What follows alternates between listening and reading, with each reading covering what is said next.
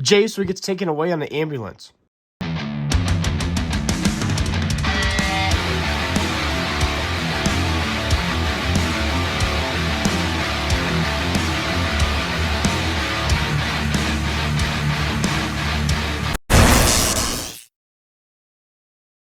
What's up, JWTV, the weekly set review of Friday Night SmackDown.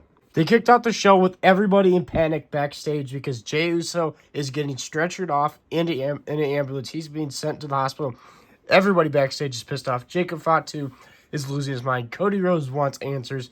It was absolute chaos to kick off the show. And then everybody hears in the arena, 4 letters, 1 word, Drew. And Drew McIntyre's walking around in the arena, and Drew McIntyre says, I had nothing to do with this, even though he's the only one that's not panicking with everybody else. He says, Drew McIntyre is always guilty until proven innocent because nobody believes Drew McIntyre. And then Nick Aldis came out, and he's trying to stop Drew McIntyre, and then instantly Cody Rhodes' music hits. Cody Rhodes comes out, and he's yelling, enough. He's done with Drew McIntyre. He tears into him, talking about his title right now. All he's been doing in this title, he's been running and hiding because Drew McIntyre is a little bitch. And then Randy Orton's music hits. Randy Orton comes out and says how he doesn't care what he's got to do to get to Drew McIntyre because he is going to win the Elimination Chamber. He'll take out anybody, and he's going to WrestleMania to beat Drew McIntyre and win his 15th world title. Then comes Trick Williams. Huge pop for Trick Williams. He comes out, and then Javon Evans interrupts him and comes up behind and slaps him in the back of the head, which was pretty funny.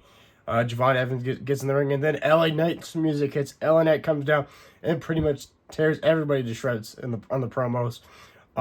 So, everybody's going to be saying, before he even says LA Knight, Trick Williams says, whoop that trick. And so everybody's going to be saying, whoop that trick. And LA Knight was like, you said whoop that trick. So he starts beating up Trick Williams, goes outside of the ring, and they battle while Javon, Cody, and Randy Orton just watch him. And then out of nowhere, Randy Orton RKO's Javon Evans.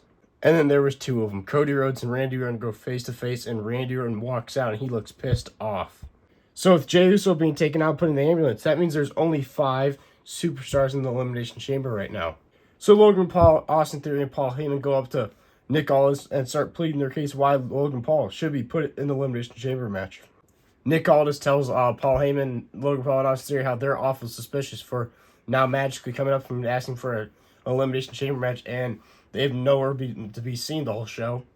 But Nick Aldis says he'll put it in consideration that Logan Paul could be in the Elimination Chamber match. Then later in the show, Jacob Fatu pleaded his case for how he should be in the Elimination Chamber match, and Nick Aldis said he'll put it in consideration as well. Then Uncle Howdy went one-on-one with Sikoa in the match. Uncle Howdy was trying to get his lantern back, the famous Wyatt 6 or Bray Wyatt lantern. And this match was actually really good, going back and forth and everything. I was very surprised. Usually Sikoa matches are okay, and Uncle Howdy really isn't that great of a wrestler, but he's not terrible. But these two put on actually a really good match. It kept me very entertained, going back and forth and everything. I thought Sikoa was going to win, but Uncle Howdy out of nowhere hit him with the Sister Abigail. 1, 2, 3. Uncle Howdy picks up the victory, and he instantly rolls out of the ring, going straight for his lantern. And he grabs it, and then out of nowhere, bam, big boot to the head by Tala Tonga to Uncle Howdy. He takes him out the MFT, jump him, and then here comes the Wyatt 6. But the MFTs scatter like little bitches while the Wyatt 6 came to the aid for Uncle Howdy, but they were a little too late. Backstage, Sikoa goes to Nick Aldis complaining about how what happened out in the ring. And Nick Aldis says, what I saw, you guys jumped to Uncle Howdy. So he goes, next week, I don't like how you guys aren't defending the tag titles. Next week, there's going to be a number 1 contender tag title match, and then the week after that, they will be facing the Wyatts, not the Wyatt 6, the MFTs for the tag titles. Then we had Tiffany Stratton go one-on-one with Kairi Singh, which was supposed to be Asuka. Asuka was running her mouth backstage, and so it set up a match between Tiffany Stratton and Asuka, but Kairi Singh ended up taking the place for Asuka because Asuka has her special Elimination Chamber match tomorrow, which same does Tiffany Stratton. Tiffany Stratton ends up picking up the victory on Kairi Singh by hitting that prettiest moonsault. Overall, this match was all right. For some reason, Chelsea Green was on commentary. She was special guest commentary. That felt random for this match, but she was. But overall, this was a cheap win for Tiffany Stratton. And then obviously it's setting up the Elimination Chamber match with Asuka being it and also Tiffany Stratton being it. Then we had an absolute banger of a match. Carmelo Hayes put the U.S. title on the line in the Open Challenge match, and Matt Cardona accepts the Open Challenge. And Matt Cardona had like 90% of the offense in this match. This match was a banger match. I really wanted to see Matt Cardona win because I like him a lot. I followed his career for a long time. I'm a huge fan of the Major Pod. So I really wanted him to win, but he didn't. Last second, Carmelo Hayes hit him with like a code breaker to pick up the victory. But overall, this match was a banger. Matt Cardona had a lot of offense, a lot of great moments in this match. And it was a good, decent, long match. But Carmelo Hayes at the end retains the United States Championship. Hopefully at WrestleMania we get like a six-man tag, or not six-man tag, like a six-man ladder match or something for the United States title. That'd be really cool because Carmelo Hayes has been building all these matches with a bunch of different guys for the U.S. title. And I'd rather see a six-man match than like a one-on-one match. Because SmackDown has a lot of good stars right now that are fighting for the mid-card titles. Then Jordynne Grace went one-on-one with Candace LeRae. This was a pretty easy win for Jordynne Grace. Candace LeRae supposedly lost because she was distracted by Johnny Gargano, her husband, who was on ringside, who's been depressed and everything, walked out on the match. She was distracted, and then Jordynne Grace picked up the victory. Overall, I care less about this match. I find Jordynne Grace boring. I find Candace LeRae boring. And I find this thing of Johnny Gargano being depressed walking around really boring as well. So overall, this part of the show was probably the worst part. Jade Cargill pretty much walked around all backstage, all overall the whole entire show, going up to people that are in the match for the Elimination Chamber, because whoever wins the Elimination Chamber match faces her at Mania. She kept on telling them good luck, or saying like cheap little snarky remarks to them like overall the whole show. So she went through almost every single superstar that will be competing in the Elimination Chamber match overall the whole show. Then Rhea Ripley and Io Sky defended their tag titles against Nia Jax and Lash Legend, and they lost their tag titles. We have new women's tag team champions. Nia Jax and Lash Legend are the new women's tag team champions. Lash Legend winning her first ever title in WWE. I was not expecting this at all. I thought this was an easy retain for Rhea Ripley and Io Sky. And honestly, I thought they had the match. Rhea Ripley hit the Riptide, but then Lash Legend comes in and steals the win, taking her out. I'm assuming maybe Rhea Ripley wins the Elimination Chamber match now and faces Jade Cargill, because that would be a very anticipated match. I'm not sure where this goes now for WrestleMania with Lash Legend and Nia Jax having the tag titles, but I was not expecting this at all. This was a big swerve, at least for me. Some people probably were expecting it, but I was not expecting this at all. I thought Rhea Ripley and Io Sky were going to hold the titles walking into WrestleMania. Then it was main event time. Logan Paul versus Jacob Fatu going one-on-one. Whoever wins fills the last spot in the Elimination Chamber match, taking Jey Uso's spot. And this match was cooking. Logan Paul, obviously a fantastic in-ring wrestler, sitting here Jacob Fatu.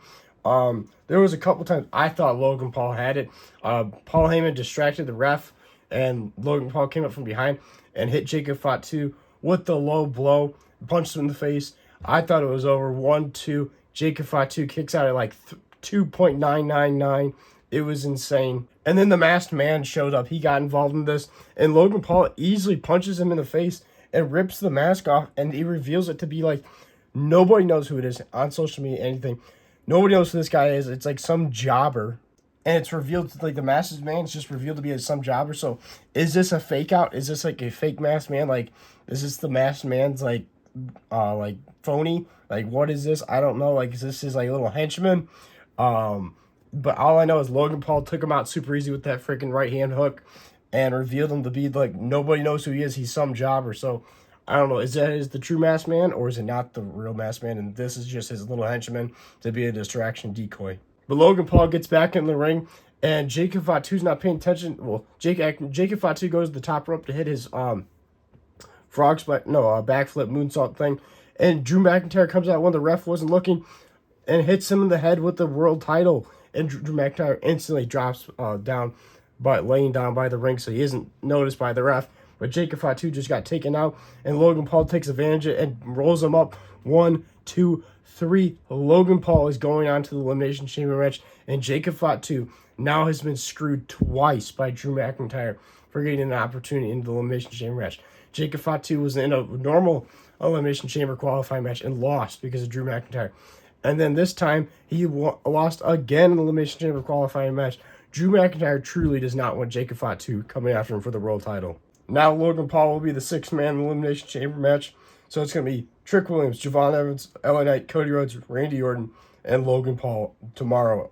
Or technically this video is going up Saturday.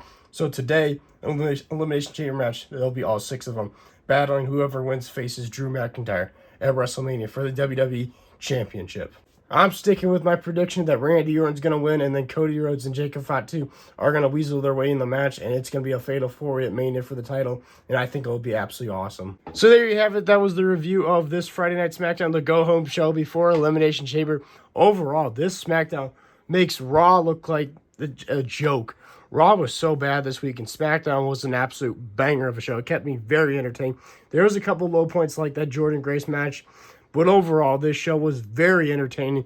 The U.S. title match, Jey Uso getting sent off in an ambulance, the main event, the promo for the Elimination Chamber, the mystery masked man guy. This show kept me on my feet. It was absolutely fantastic. So I'm going to give it a 3.5 out of 5 because there's still some low points. But overall, this was a very good episode of Friday Night SmackDown. This is JRW Live. Thank you guys for watching. Make sure to check out my Instagram, which is all lowercase JRW Live. Highly appreciate that. Also, go check out my TikTok, which is lowercase JRW_Live. Highly appreciate that as well. Make sure to like and subscribe to this YouTube channel because we post every single day on this YouTube channel. Awesome wrestling for your content. I'll see you guys in the next one.